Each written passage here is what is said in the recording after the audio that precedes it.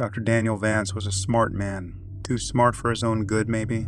40 years old, a lecturer in fluid dynamics with a mind made of shapes and numbers. No one knows why, but one day on a whim, he crunched the numbers on the apocalypse and came to a troubling conclusion. He didn't share exactly what it was he deduced, but given that he immediately quit his job and liquidated his many assets, it's fair to say it wasn't positive. Swept up in the wake of this tremendous upheaval was his wife, a 24-year-old PhD student who had grown infatuated with Daniel sometime before. She loved the strange bear of a man who could just as easily build a log cabin as he could explain the idiosyncrasies of an asteroid's orbit. Speaking to Daniel always left you with the profound impression he was right. So when he told her what he wanted to do, she agreed. 15 years and 5 children later, the Vances were living in the distant woods just beyond my hometown. They were enigmatic, richer than the Pope, and extremely serious about their prepper lifestyle. But they were also funny, easygoing, and incredibly compelling to speak to. Larger-than-life survivalists who swept into town with bizarre requests that thrilled local businesses. Vast quantities of cement, iron, lead, and steel were all shipped through the remote mountains so that the Vances could build their shelter. The advanced methods they used to keep it secret were legendary. Daniel had once spent 6 months earning the license necessary to drive his GVFs up to his compound so that no one else would lay eyes on it. And on one occasion, when a company had refused his request for GPS tracker-free vehicles, he bought them out wholesale so that they had no choice. So when they stopped appearing in town during the pandemic, when requests for food and goods stopped and all contact was dropped, most attributed it to lockdown. They had a bunker and had spent their entire lives training to be self-sufficient in the face of civilization's collapse. Even Alexander, the youngest at just 3, was already collecting firewood as a chore and learning what local plants were edible. Most of us just assumed that if anyone could ride out COVID without breaking a sweat, it would be the Vance. The reality turned out to be something else. When the worst came to light, we discovered that Daniel had used the pandemic as an excuse for a dry run. The family intended to spend 6 months in lockdown and essentially beta test their fallout bunker. 3 months in, and the sheriff received a distress call on the radio.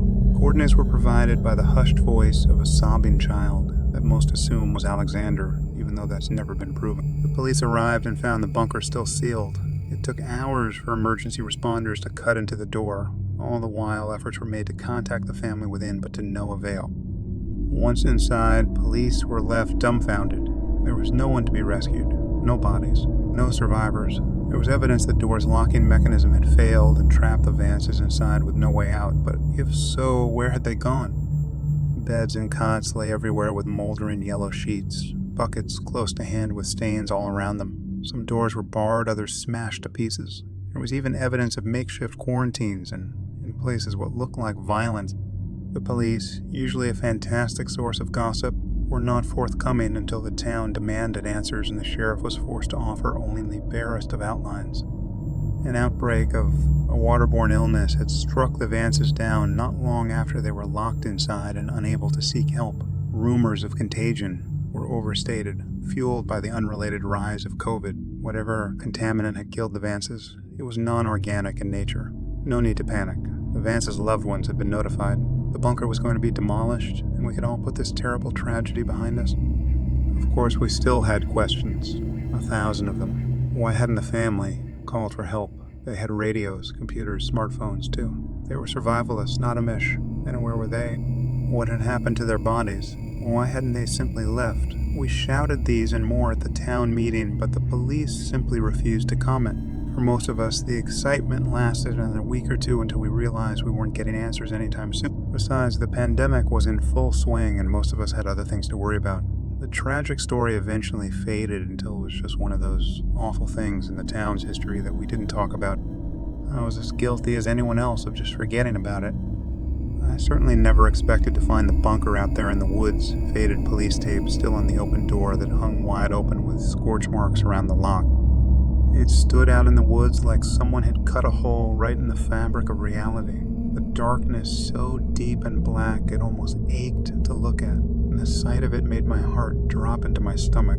It radiated pain. Does that make sense? I think some part of my lizard brain picked out details that wouldn't become apparent to me until I got closer, like the bloody finger streaks that stained the handle from where someone had scrabbled furiously at the lock without success. And the tiny viewing window had been smashed with a hammer that still lay nearby.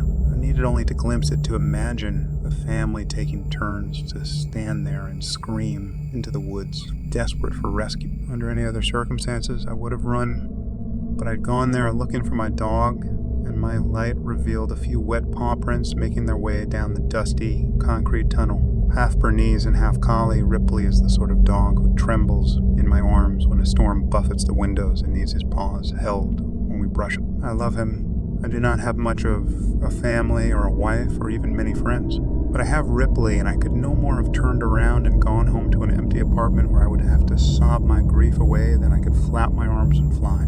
He was my dog, and I'd raised him since he was a puppy, and I wasn't going to leave him out in those woods. I went in after him. I didn't know what to expect, but I knew it wouldn't be good. Whatever the police had found, they had not only kept most of the morbid details to themselves, they had also lied. The bunker was not demolished or even sealed off. In fact, looking at the occasional blue latex glove tossed aside and the one or two broken police-issue flashlights, it seemed like the last people inside had been in a hurry to get out. Given this was where 7 people had presumably died, I assumed it was someone's job to clean it all up. But the corridor looked largely untouched. Just a few meters in, and manic writing started to cover the walls. The desperate scrawls of a lone survivor are left there to be rediscovered like cave paintings. Most were deliberations on how to get out. Diagrams, blueprints, equations, and formulae, all focused on the door and the circuits responsible for its faulty lock. I instinctively assumed they belonged to Daniel and that he'd been the last to die. What a god-awful fate for a man to outlive his children. And yet it got worse. Slowly the writing changed from equations and plans to a desperate scrawl.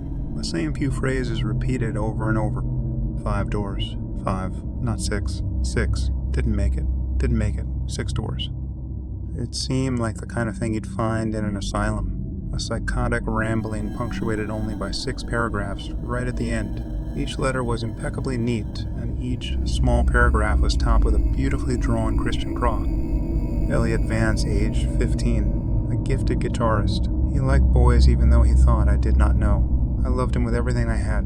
He would have made a great man. Alicia Vance, age 14. She liked to paint and to shoot.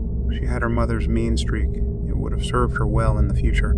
Elijah Vance, aged 8, the smartest of us all. These were Daniel's memorials to his family, and seeing the words lit up by my torch was a haunting insight into the overwhelming despair he'd endured. He must have realized he wouldn't get the chance to speak at his family's funerals or to write their obituary. This was his last desperate way of making sure the world might one day know them, as he did, as real people. The words marked the end of the tunnel, standing adjacent to a trapdoor in the ground. It was not open, but the tunnel came to a dead end immediately afterwards, and Ripley's prints disappeared at the hatch. I feared he might be in danger, but still I stopped and looked at the bunker door 20 meters behind me. The once gloomy forest looked so bright, even on this cloudy day, the air dotted with rain. A part of me felt like I was leaving the whole world behind as I began to climb the ladder down. I entered a large, circular living space that was packed with furniture in little nooks and crannies. The walls were covered with folding beds and tables, and every inch was multifunctional. A dining space could become a sitting space, which in turn might be where someone slept or even exercised. It all depended on what particular bit of furniture you unfolded or unclipped or unfurled. 7 people in close quarters, nowhere near enough privacy. It made sense they went with this cluttered, overlapping use of space. But it was still a large room, bigger than most studio apartments. And there were a few corridors that led deeper into the earth, telling me the bunker had unseen depths. I looked for some sign of my dog and soon found his trail, but this far from the rainy copse Ripley's prints were starting to fade. After barely a few meters, it petered out vaguely in the direction of a nearby door. I wanted to follow, but stopped myself from rushing onwards. It was unlikely Ripley was getting out any other way, and I'd do us no good getting hurt myself. I decided to take a look around and quickly spotted a dinner table. If I needed proof, the police had not bothered with a cleanup. This was it. The plates were still out, the food rotten to a strange, blackened husk. A A child's hat lay across one place, setting the once creamy fleece turned to sickly green and yellow. The chairs had their backs reinforced with wooden beams fitted with long grooves so that something the width of a nail could slide into them, and on each of the cushions were foul-smelling stains that looked oddly like an ass print. I touched one with gloved hands, and the material crackled audibly. Whatever it was, similar stains were on the cutlery and plates, and there were even handprints of it placed firmly on the tablecloth. At first I thought it was blood, but that wasn't quite right. It was too contained to be from leaking blood. On the back of one of the chairs, a stain tapered exactly where a woman's waist would be, like a near-perfect silhouette. I shivered as I remembered that Miranda Vance had always been a slim woman and wondered how she had left her imprint on the gray fabric. Using my torch, I saw that these stains repeated in the oddest of places. Yes, there were some on beds and blankets and even patches of plain floor, exactly like you might expect in a room full of sick people. But why did one stain on the floor bear such a strong resemblance to a child huddled in the foetal position? And why was the same stuff all over the TV remote, and on books on shelves, and board games, to everything from sofa cushions to DVD boxes to piles of dirty laundry were covered in the same dried brownish material that gave off a foul, coppery miasma? I found the jigsaw particularly baffling. Someone had set up another table with 4 chairs, all modified with the same back support as those by the dinner table, and jigsaw had been laid out with 4 separate piles, but only one was depleted. The rest looked largely untouched, almost like someone had portioned out pieces for 3 other people who had absolutely no interest in going along with it. Maybe Daniel had tried to keep up morale while the family were sick. God help me. If that were true, I couldn't help but imagine the poor man sat there with his loved ones, close to death, desperately trying to encourage them to click their own pieces into place while they faded in and out of consciousness. Something about that room emanated madness, and the longer I stayed down there, flicking the bright disk of light of my torch from one detail to another, the more I wanted to leave. One door had wooden beams nailed across it. One sofa had been partially disassembled. Multiple beds had been burned, and all the light bulbs had been removed and put in a box on the kitchen countertop. Looking up at the ceiling, I finally had some insight into why the police were so confident the Vances had not survived despite never finding their bodies. Someone had jammed a human finger into one of the empty sockets, almost like they'd expected it to glow with the flick of a switch. What was it about this place that had caused the police to leave and never return? Not to even take that finger and test it for signs of illness, or even just to confirm who it belonged to. I decided it was time to hurry up and find my dog. People had died in that place, and while I'm not superstitious, I can't be the only skeptic who has done the calculations in his head and realized it costs nothing to be respectful of ghosts. That bunker was cramped, terrifying, and the air stank so bad I started to worry I'd get sick myself. It served no one any good to linger. But I'd be damned if I'd just walk away and leave Ripley to rot down. It's not like he could climb a ladder and get out on his own, even if I wasn't entirely sure how he'd gotten down there in the first place. Summoning what little bravery I had left, I called out and broke the silence, something which felt like a terrible taboo in that god-awful place, like screaming in a graveyard. Ripley.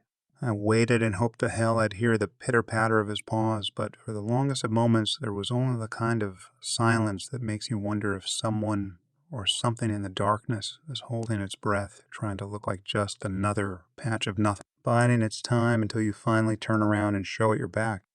The TV came on with a blurt of white noise that was so loud and so sudden I cried, threw my arms up, and nearly fell backwards onto a rolled-out sleeping bag that looked like it had spent a week in the sewer. By the time I realized what had caused the noise, I could already hear a tinny rendition of Daniel Vance's voice. I realized the issue here. I need to emphasize just how little I understand anything that's...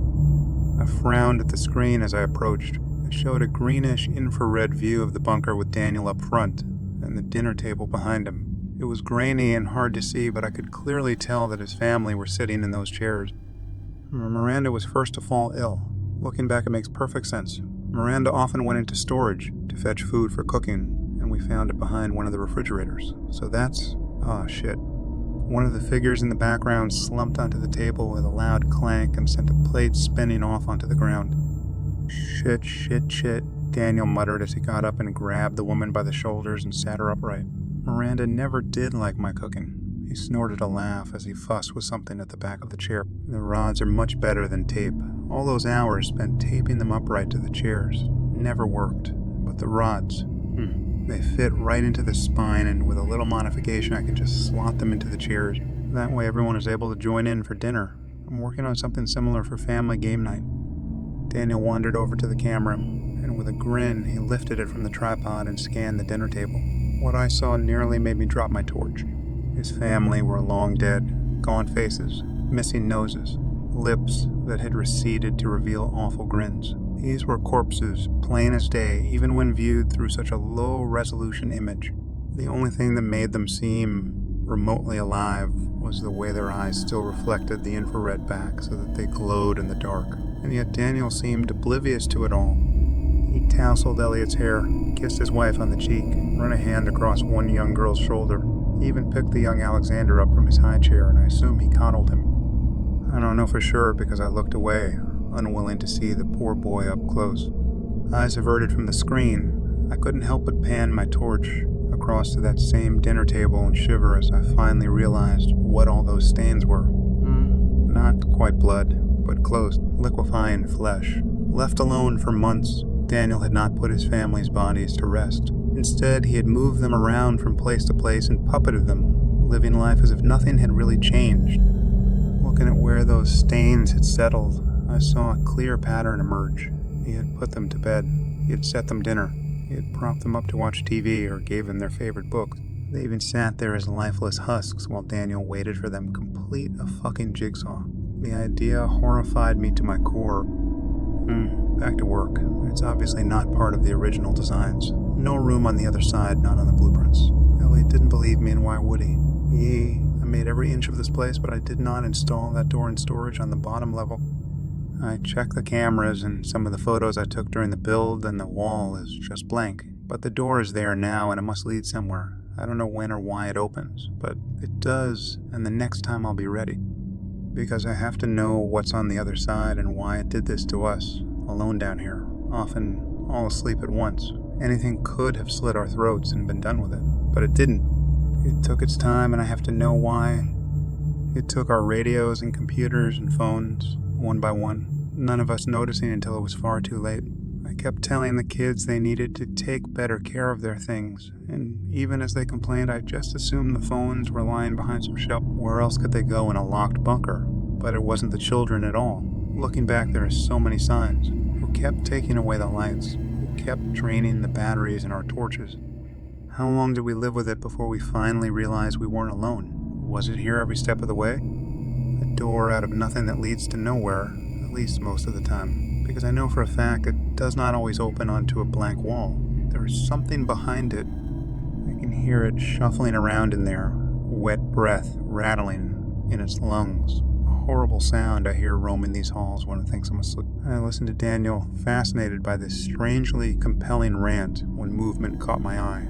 An infrared camera running in the dark, its image a roiling mess of uniform noise. What was it I'd seen? I paused the tape and rewound, squinting. I saw 2 pinpricks of light in the darkness just over Daniel's shoulder. Slowly, the image resolved itself in my mind. I knew what I was seeing, and it turned my blood to ice. Miranda Vance had turned her head, and her lifeless eyes glowed as she fixed them on the back of Daniel's head. Not even any point leaving at this stage. I'm no doctor, but that door is giving off enough radiation to kill a family of 7. If none of us had touched it, in the same room is risky, but not lethal. But given how sick we've become, it's pretty obvious our curiosity got the better of us, one by one, and we all got too close. Or maybe not. Maybe that thing on the other side came through and did this. I don't even know. Wait, what was that?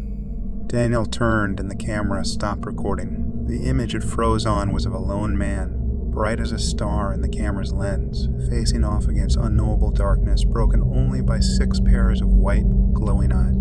I became painfully aware of my position relative to the table, and I had the painful premonition that if I turned, those chairs would not be empty. I would see the Vances, all of them, Daniel as well, waiting for me. Heads turned, bodies left to rot for years in the dark. Behind me, something shifted. It breathed, loud, quick. I knew what it was. I knew. It came at me so fast that when I felt something hot and wet touch my hand, I screamed, only for the presence to suddenly recoil. But then, without hesitation, it leapt at me and bore me to the ground. I wept as Ripley licked my face.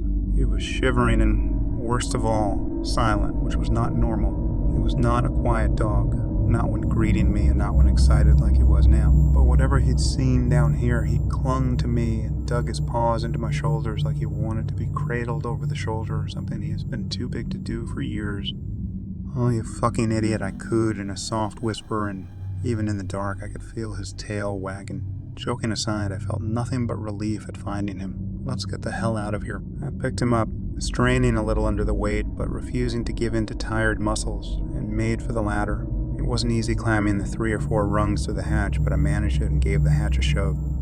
First one hand, then 2, again and again, with everything I had, but still that hatch refused to budge. Shit. I cried while pounding at it with my fists, but all I achieved was a sore wrist. The hatch had jammed when somehow the handle had been snapped clean off. Now I'd need a pair of pliers or something to cut through the metal bar, locking it shut. My fingers couldn't move it, nor could I brute force the hatch open. The metal bar was an inch thick, and at the very least I'd need some tools to get at it from this side. At least it's fixable, I thought as I climbed back down and caught my breath. On one wall I noticed a simple diagram of the bunker made in chalk. It had 3 floors.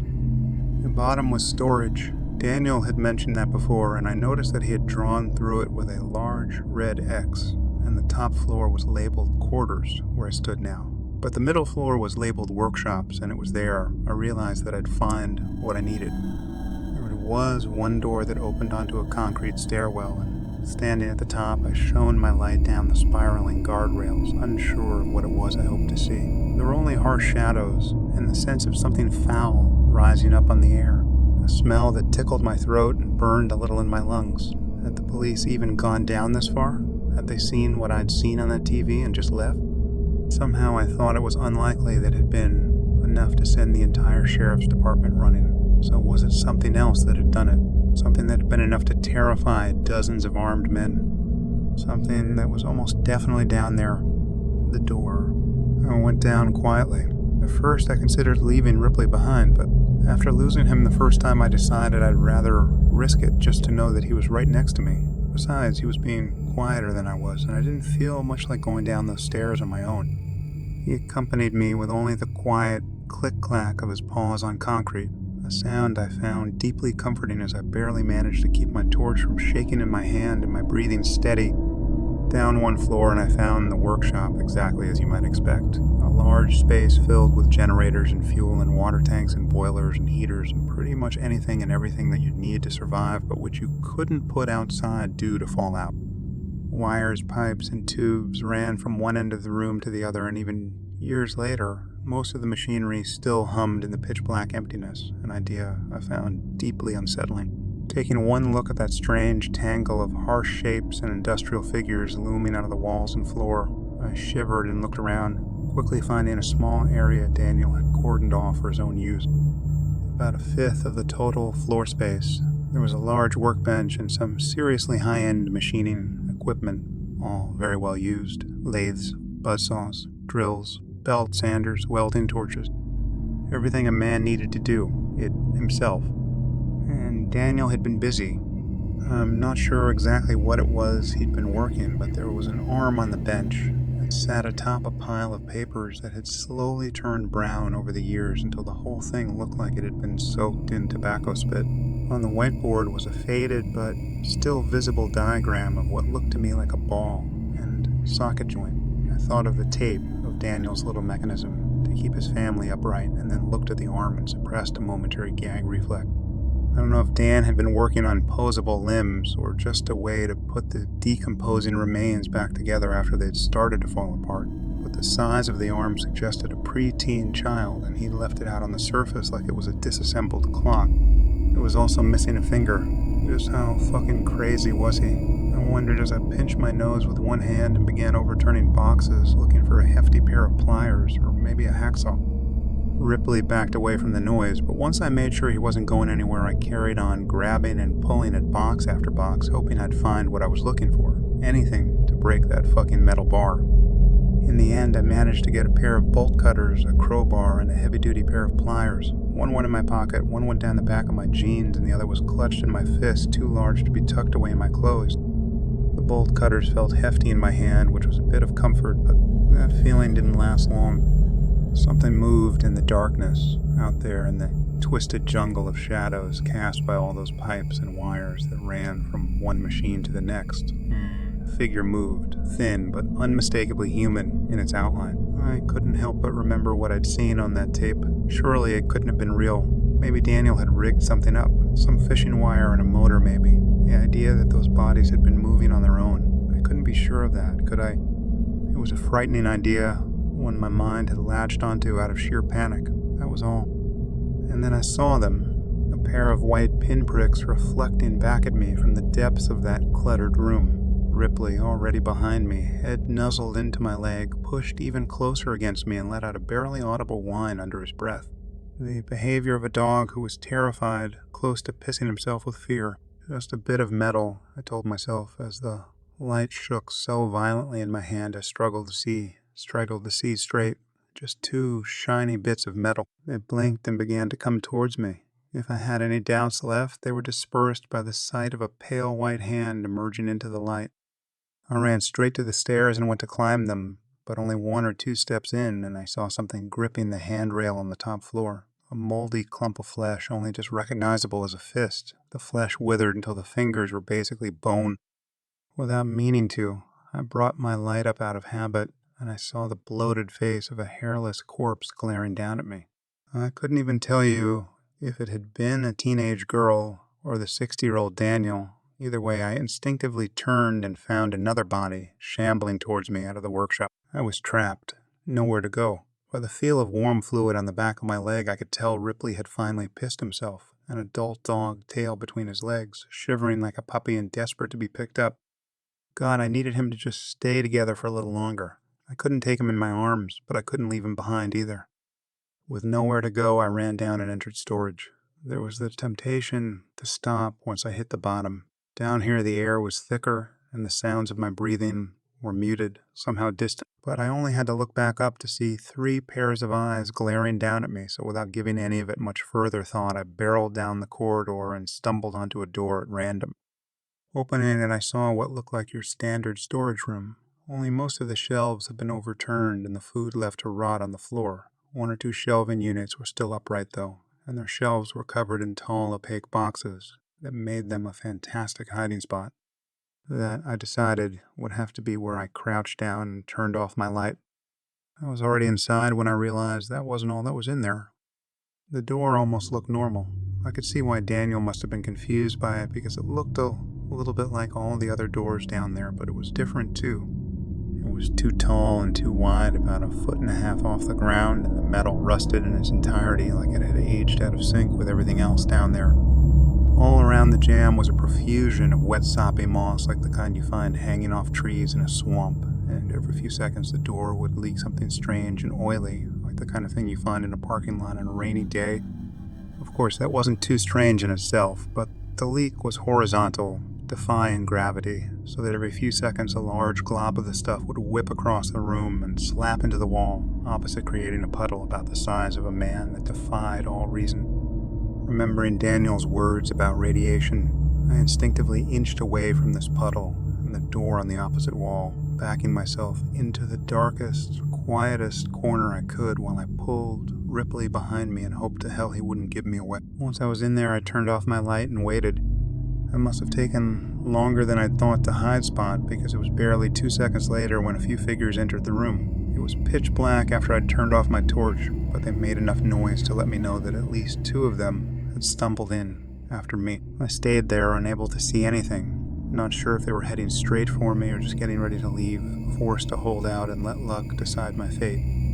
When I finally heard something scrape against the wall barely 2 feet from where I stood, I gave up and switched my light on, desperate to know what was coming for me.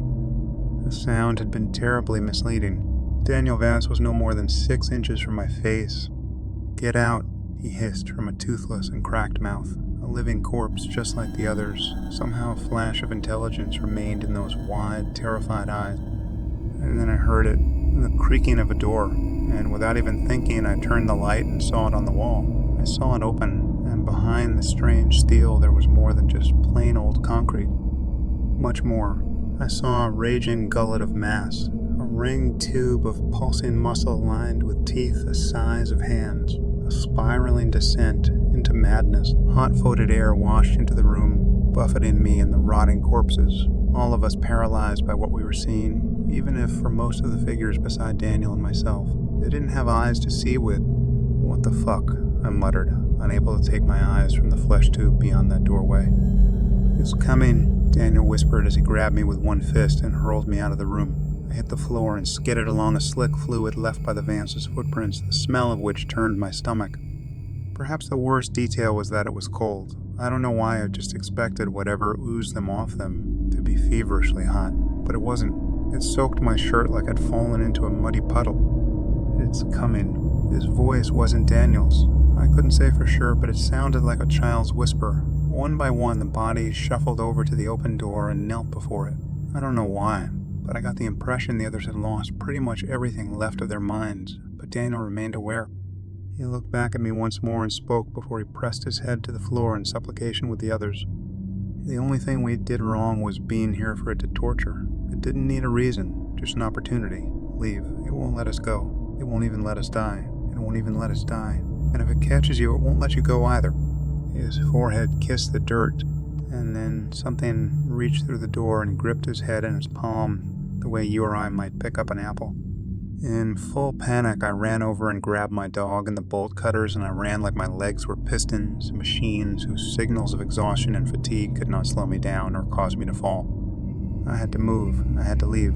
The hand that had grabbed Daniel, the sight of it flushed my mind clean like some kind of enema.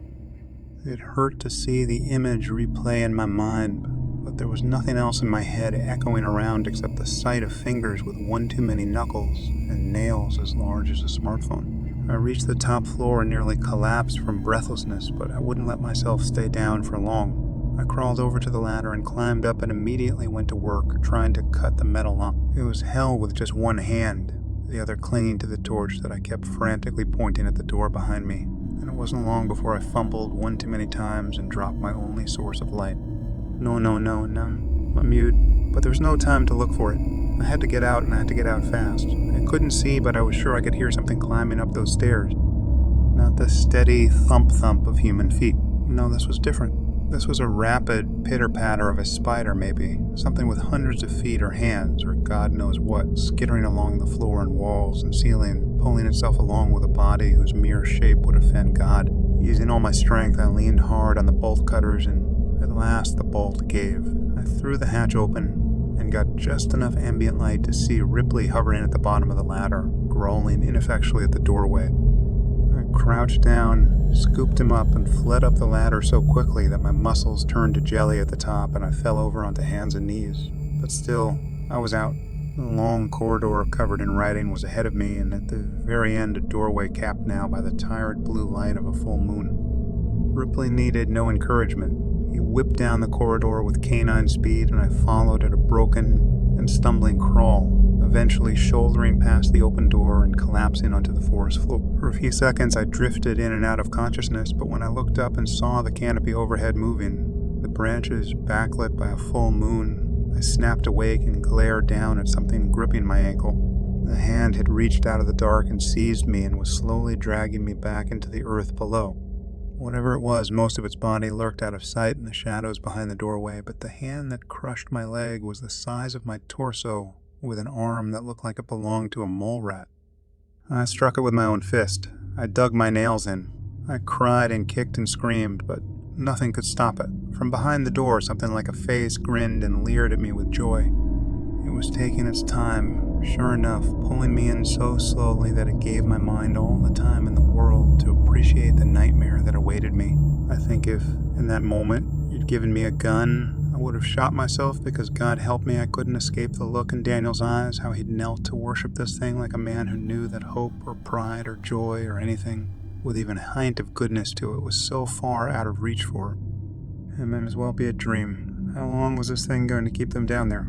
How long did it intend to keep me?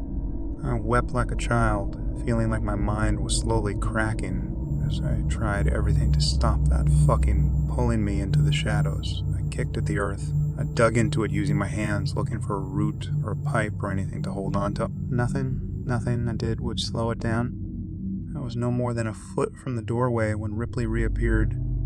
A dog afraid of hoovers and plastic bags and doors that move on their own. A dog who once got stared down by a particularly feisty rabbit who stopped mid-chase and turned around, baffling the predator on its tail. A dog you couldn't even watch scary movies around. And he lunged at that arm like he was a wolf, like he'd always been one. And while he didn't quite break the skin, the pressure was enough to make the thing's grip weaken, and I slid my leg out. Unable to stand, I knelt and grabbed the dog and pulled as hard as I could, and now that fucking thing bled at last as the pressure of the jaws and the sliding teeth ripped into its meat. Together, at last, Ripley and I were let go and sent rolling backwards head over heels. I wasted no time waiting or looking or processing. I heaved the dog to my chest and crawled until I passed out, making it maybe half a kilometer away. Only when I could no longer see the door did I let myself fall to the ground face first and gave up consciousness. The doctors said I had pneumonia, which I suppose made some kind of sense. I might have even believed them were it not for the sheriff's visit, asking strange questions of me as I lay in bed about what I may or may not have seen. I dismissed them to the best of my ability. I wasn't interested in chasing that particular nightmare down, figuring out if it had been real or not, at least not while I lay there half drowning in my own infection. To be fair, I had at least some sympathy for why the police had done so little to seal that place off. I have, on occasion, thought about going and doing the job myself, but to this day I still have nightmares about being pulled into the dark beyond that door. Not just the bunker door, the one I narrowly avoided at the end, but the one below. What I saw was a kind of madness, I'm sure of it, and I often think of Daniel's words. It didn't need a reason, just an opportunity. Somehow the Vances were that opportunity. Maybe they built their bunker on a ley line or a weak spot between dimensions or the site of former satanic rituals. I'm not sure it even matters. They went into the dark thinking it'd be a safe place to wait out the world's troubles, but something had been down there waiting for them, waiting for a chance to get at a family of 7 people, to lock them in and deprive them of escape and slowly take from them everything it could. I've moved since then. Couldn't help it. It wasn't just the memories you see. It was the shortwave radio I kept in my basement, something my father passed on to me when I was just a boy. God, I'd forgotten about it, at least until I woke up one day to the sound of it blaring white noise down in the dark. And buried in that sound was the faint whispering of a man, his voice barely recognizable, but unmistakably his, let them go, let them go, let them go, let them go, let them go.